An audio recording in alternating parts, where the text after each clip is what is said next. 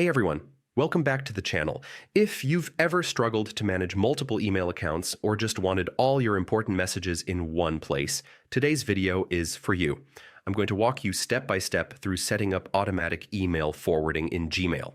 And by the end, you'll have it running smoothly. Stick around because I'll also share a few pro tips so you don't miss a single message.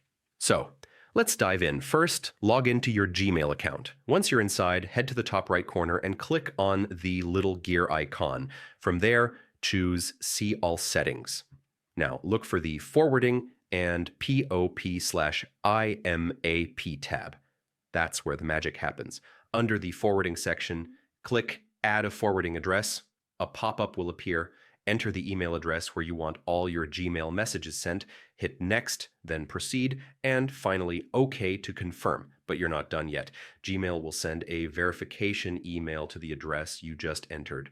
Open that inbox, find the confirmation email, and click the link inside to verify. This step is crucial because it proves you actually own the destination account. Once verified, go back to your Gmail settings, refresh the page if needed, and under the forwarding section, select Forward a copy of incoming mail to followed by your confirmed address. Here's the best part. You get to decide what happens to the original message in Gmail. You can keep it in your inbox, mark it as read, archive it, or even delete it after forwarding. Choose the option that works best for how you organize your emails.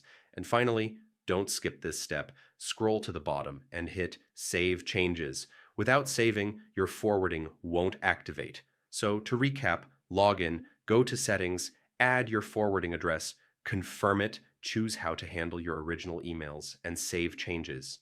Simple but powerful.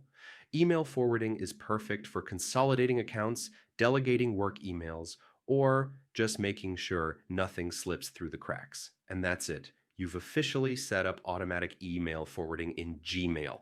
If this tutorial helped you out, make sure to hit that like button, subscribe for more step-by-step guides, and drop a comment below if you'd like me to cover more Gmail tips and tricks. Thanks for watching, and I'll see you in the next video.